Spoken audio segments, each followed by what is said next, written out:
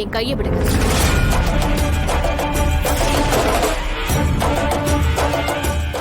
கைய விடுங்க. ஆடி கைய விடுங்கன்னு சொல்றேன், கேக்கலையா? கைய விடுங்க. பாட்டி.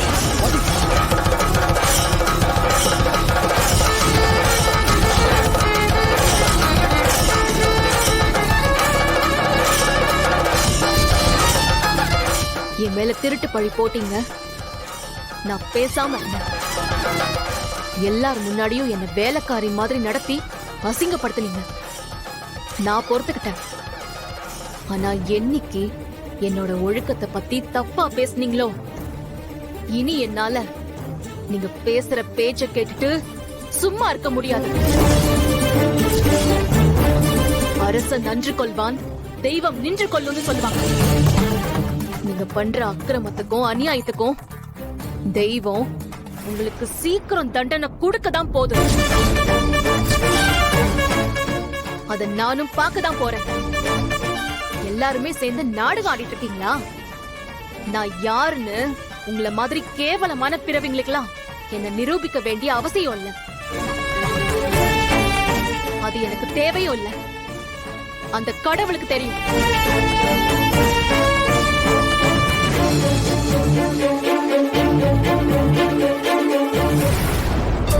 ஏமா, நீங்க எல்லாம் வயசுல பெரியவங்க தானே? இப்படியா மனசாட்சி இல்லாம பேசுறது? உங்களுக்கும் பொண்ணு இருக்கு.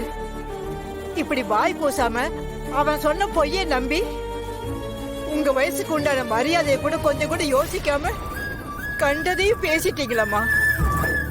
பாட்டி, இந்த மாதிரி காட்டு மிராண்டிங்க கிட்ட பேசி நம்ம பக்கம் இருக்கிற நியாயத்தை புரிய வைக்க முடியும்னு நினைக்காதீங்க. இவங்கெல்லாம் பொணம் தின்னி கழுகுங்க.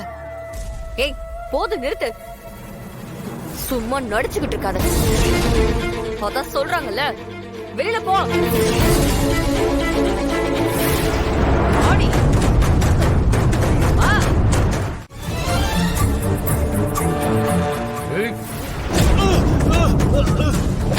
சார் சார், நீங்க கொண்டு போட்டாலும் சரி, நான் சொல்றதா சார் உண்மை. ஏய், இந்த மயில் இருக்கு தெரியுமா? மயிலு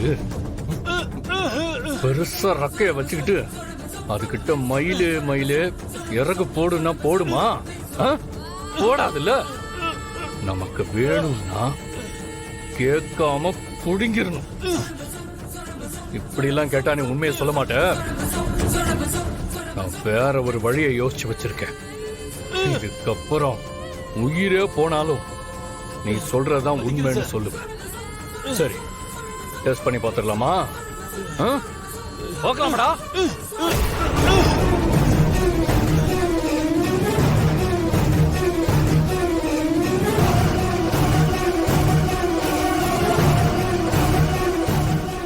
ஷோனா, அது என்ன பண்ண போறாருன்னு தெரியலையேனா. என்ன பண்ணாலும் பாரதி இனிமே இந்த வீட்டுல இருக்க முடியாது. இவன் ஆதி எப்படி கேட்டாலும் மாத்தியும் சொல்ல மாட்டான், நம்மள காட்டியும் கொடுக்க மாட்டான். பாத்துக்கலாம்.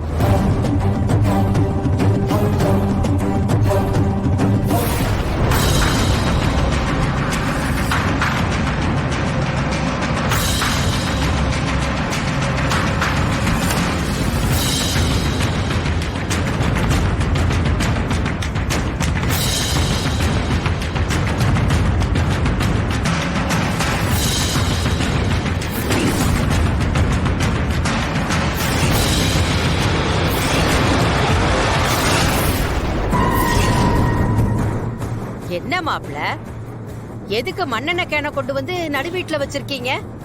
இத வச்சு என்ன பண்ண போறீங்க? வெயிட் பண்ணுங்க பாட்டி. இந்த ஆதியோட ஆட்டம் என்னன்னு பார்க்க தானே போறீங்க. ஐயோ ஆதி, ப்ளீஸ். இப்ப எதுக்கு நீங்க பாரதிக்கு இப்படி வக்காலத்தை வாங்கிட்டு இருக்கீங்க? உங்களுக்கு அவள இந்த ஒரு வருஷமா தானே தெரியும்.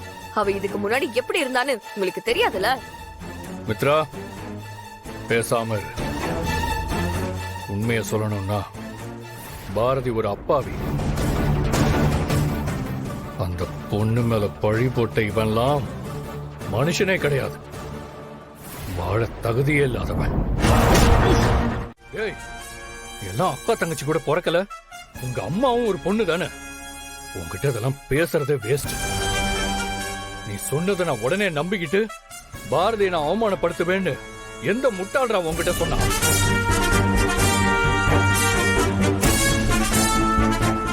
ஒரு பொண்ண தப்பானவளா நல்லவளான்னு கண்டுபிடிக்க அவளை நெருப்புல இறக்கி செக் பண்றவன் நான் கிடையாதுடா. அவளை தப்பா பேசினவன உயிரோட நெருப்ப வச்சு கொளுத்திருவேன். இன்னொரு தடவை உன்னை இங்க பார்த்தேன், உன்னை நிஜமாவே கொளுத்திருவேன். போடா. போ.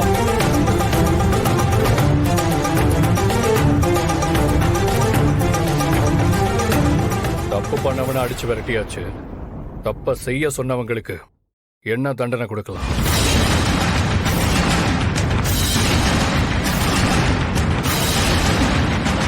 ஆதி, அவ பண்ணது பெரிய தப்புதான்.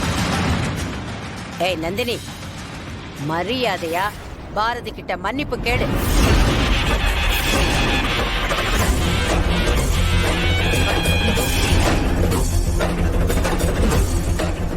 ஒரு பொண்ணா இன்னொரு பொண்ணை அவமானப்படுத்த நினைக்கிறது ரொம்ப பெரிய தப்பு.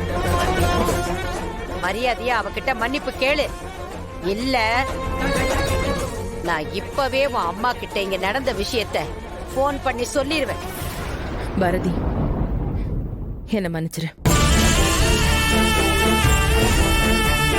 பாரதி, நீ பண்ணாத தப்புக்கு நான் உன்னை ரொம்ப அவமானப்படுத்தி பேசிட்டேன்.